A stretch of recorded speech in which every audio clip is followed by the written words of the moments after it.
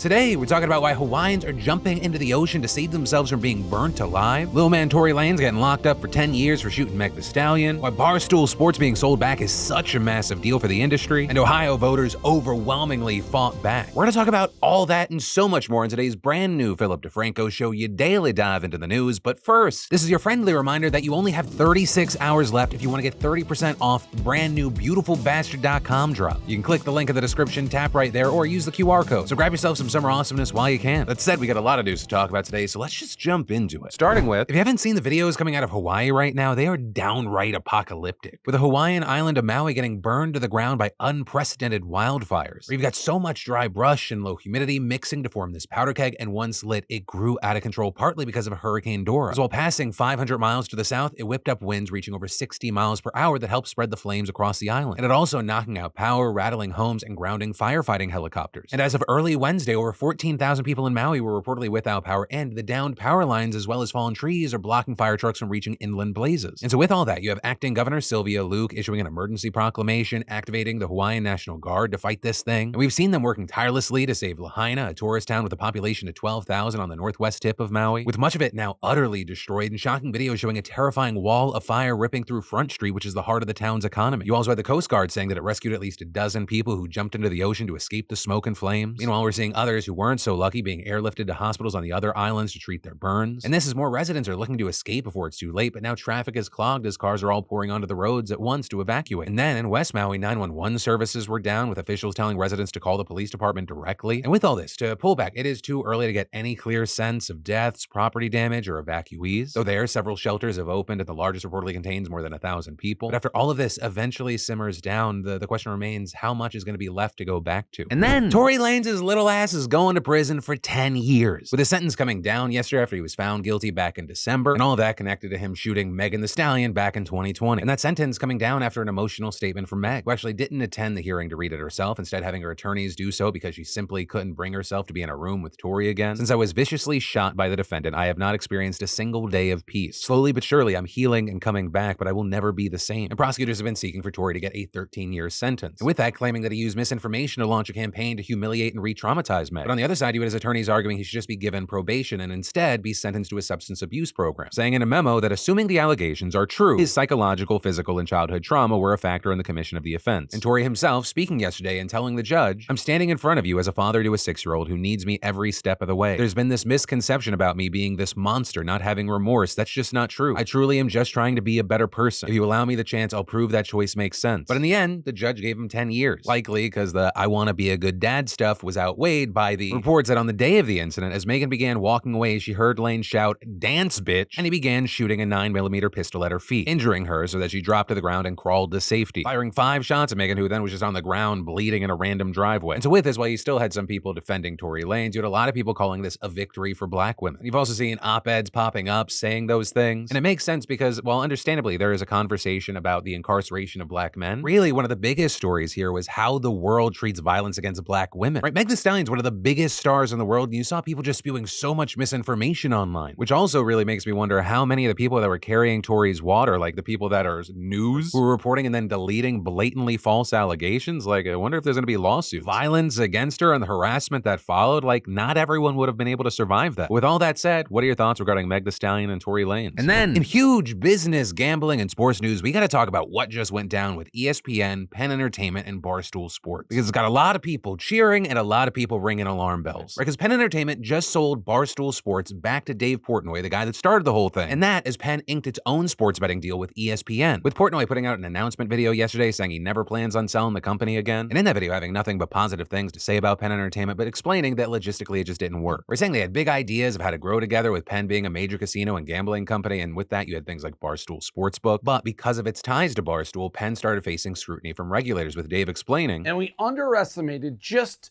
how tough it is for myself and Barstool to operate in a regulated world where gambling regulators, the New York Times, Business Insider, hit pieces with the stock price. Every time we did something, it was one step forward, 2 steps back. We got denied licenses because of me, you name it." And with that saying, the regulated industry is probably not where Barstool and its content belongs. For the first time in forever, We don't have to watch what we say, how we talk, what we do. It's back to the pirate ship. And when you look at all the details in this story, it's kind of jaw-dropping what a massive win this whole situation has been for Portnoy. Or like, it's not a Mark Cuban selling broadcast.com for $5.7 billion to Yahoo sort of historic, but it's still huge. Because for some background here, Penn first got a stake in Barstool a few years ago and then gained full control earlier this year for over $500 million. Whereas Dave joined the nine-figure club, and now he's essentially bought the company back for nothing, with outlets reporting that The Verge said the Penn sold it back to him in exchange for certain non-compete and other restrictive covenants. Right, that, and if Portnoy decides to resell Barstool, even though he said he's not, Penn gets half of the deal, which is some saying that it sounds like Dave paid $0 to get Barstool back by agreeing to sign non-competes and giving up to 50% of a future sale, and explaining so Penn paid $500 million plus for Barstool and might give it back for free if Portnoy never sells. That's crazy. Though notably, you have other outlets like Variety reporting that financial details of Portnoy's buyback of Barstool weren't disclosed. Though notably, Portnoy himself has also seemed to suggest that he got it for nearly nothing, writing a blog post this morning primarily focused on calling out his staffers for being late to the office, but writing, "No wonder Penn gave it back to me for pennies on the dollar." And so with all of that, you also have Barstool fans so incredibly happy, especially as they've been angry about a number of things, including certain employees that have been fired. But now with Dave back in control, you saw some rehiring. But on the other end, you have people going, this ESPN situation is sketchy, because Penn is now working with ESPN and it's going to be rebranded ESPN Bet, with Penn reportedly set to pay ESPN a total of $2 billion over the next 10 years in exchange for the media, marketing, and branding of this venture. And ESPN Bet reportedly set to launch this fall in 16 states where Penn already has sports betting licenses. So with this, we've seen a number of people in the space saying, isn't this a conflict of interest? Pointing out things like in the past, you've had people that actually work for sports books speculating about things that were going to happen, like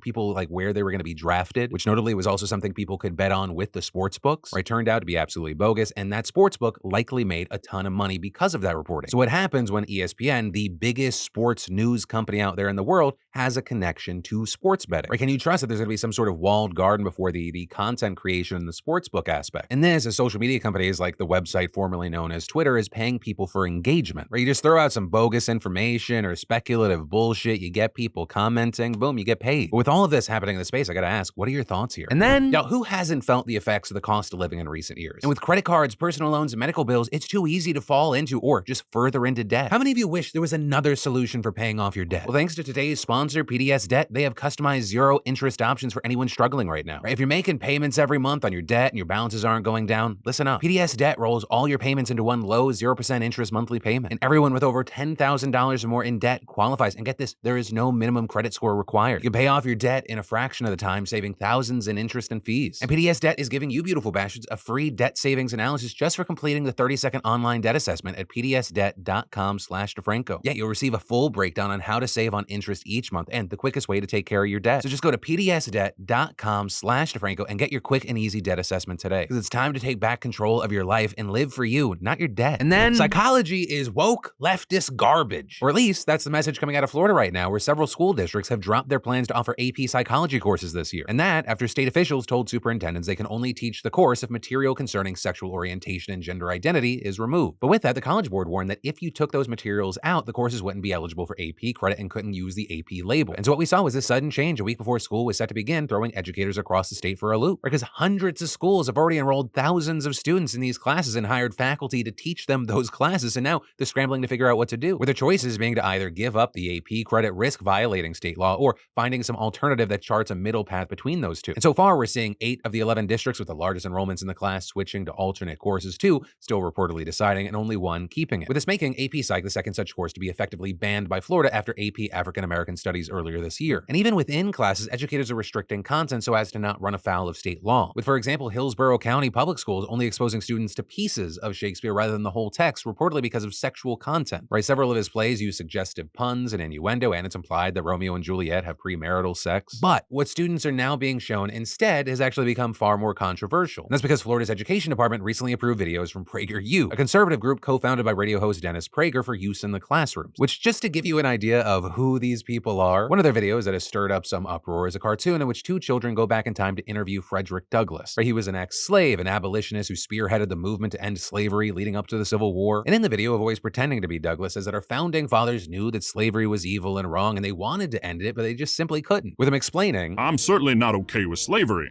but the founding fathers made a compromise to achieve something great, the making of the United States. Our system is wonderful, and the Constitution is a glorious liberty document. With him finishing by advising kids to stay away from radical activists who aren't willing to work within the system and compromise. Then, fast forward to the 20th century, and a video argues that MLK was replaced by pretenders like Jesse Jackson and Al Sharpton, who turned the civil rights movement into an industry, if not a racket. And what have these racketeers accomplished? A lot for themselves and very little for their constituents. Racial gaps in income, education, and home ownership were narrowing in the 1940s, 50s, and 60s.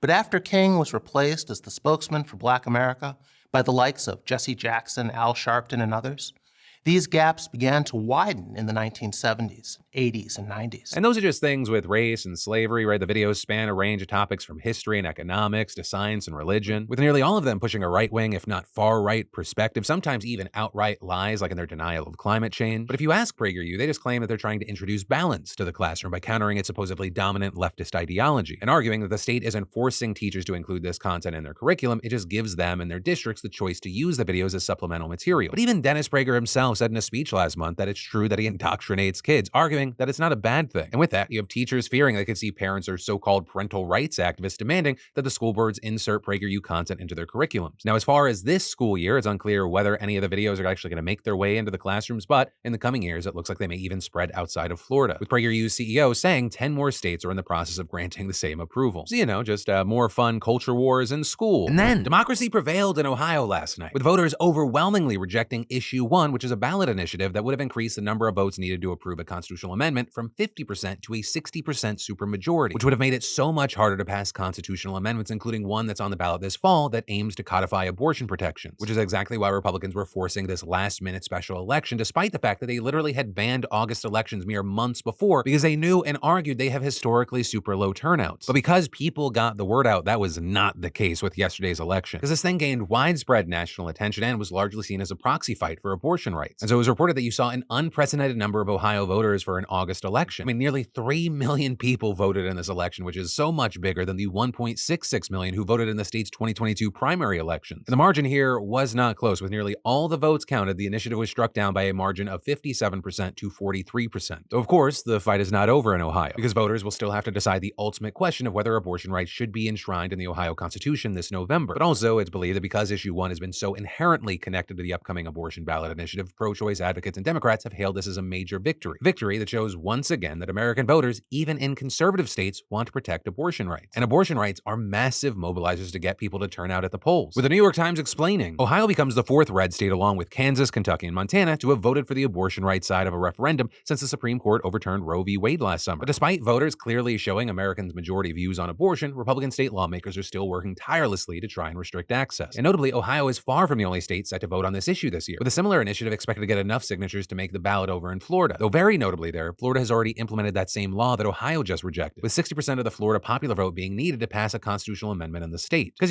that is the state of Florida currently. Also, literally just yesterday, while Ohioans were still voting, a coalition of pro-choice groups officially launched a campaign to get abortion on the ballot in Arizona. And so those two will probably be the most watched measures moving forward, but there's also other efforts trucking along in Missouri and South Dakota, as well as slower moving attempts in a handful of other states. And then Americans are having a crackdown effect on the drug business in Mexico right now, with the Mexican Navy now shutting down 23 pharmacies in the Cancun region for selling Adderall, oxycodone, and Percocet to foreigners without prescriptions. And that move coming after a U.S. research report looked at 55 pharmacies and resorts across the region and found that nearly half were ignoring Mexican law and leading to the U.S. State Department to issue a travel warning about it. Making matters worse was the fact that many of the drugs were found to have actually been expired, which matters because it can often make medications unstable or react unpredictably. Though the reality of the situation, if you look deeper into it, this is like hardly a tourist area problem. Right? I mean, for example, at the start of the year, researchers from UCLA found that 68% of the pharmacies they visited in northern Mexico sold Xanax, Adderall, and Oxys without a prescription, and that 27% of them sold fake versions of those drugs. And when they were fake, they were often laced with illicit drugs or even fentanyl, which is already easy enough to overdose on when you know you're taking it, let alone when you have zero idea that's what you're putting in your body. And that leading researchers to warn against buying drugs from places that aren't asking questions. And notably, this is actually just the latest story about Mexico's medical industry often cutting corners to make things cheaper and to attract Americans. Because while many Mexican hospitals, clinics, and pharmacies are completely legit options, predictions. It's very important to remember that if it sounds too good to be true, it probably is. And that's where today's daily dive into the news is going to end for you. But friendly reminder, rush on over to beautifulbastard.com now to grab what you can while you can, 30% off. That sale will be done in the next 36 hours. And then for more news you need to watch right now, I got you covered right here or in those links down below. And if you've already seen everything, don't worry, because my name is Philip DeFranco. You've just been filled in. I love yo faces, and I'll see you right back here tomorrow with a brand new big ol' show.